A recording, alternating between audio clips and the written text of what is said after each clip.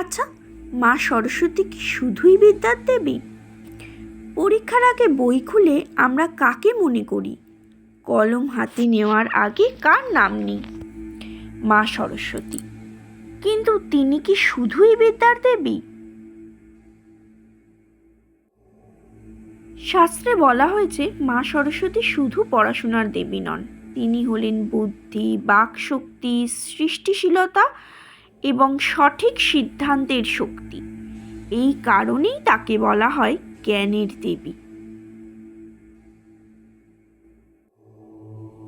বই, খাতা, কলম এগুলো শুধু পড়াশোনার জিনিস নয়, এগুলো আমাদের জীবনের ভবিষ্যতের প্রতীক।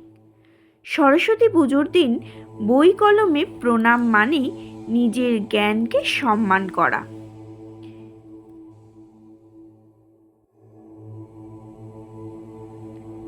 মা সরস্বতীর হাতে বীণা, কারণ জ্ঞান মানেই সুর, সমন্বয় ও শৃঙ্খলা।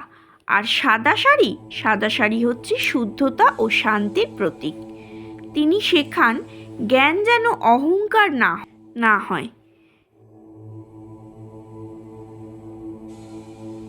সরস্বতী পুজো ছাত্রছাত্রীদের কাছে কিন্তু বিশেষ, কারণ এই পুজো শুধু রেজাল্টের জন্য নয়, এই পুজো শেখায় শেখার আনন্দ।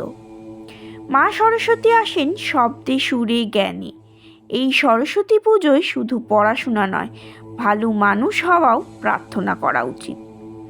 জয় মা সরস্বতী। জ্ঞান থাকুক, অহংকার নয়। পুরাণের এইরকম ছোট ছোট গল্প কথা জানতে পুরাণ কথা মলির সাথে চ্যানেলটাকে সাবস্ক্রাইব করে রাখুন, পাশে থাকা বেল বাটনটা অন করে রাখার রিকোয়েস্ট রইল। দেখা হচ্ছে অন্য কোনো গল্পে।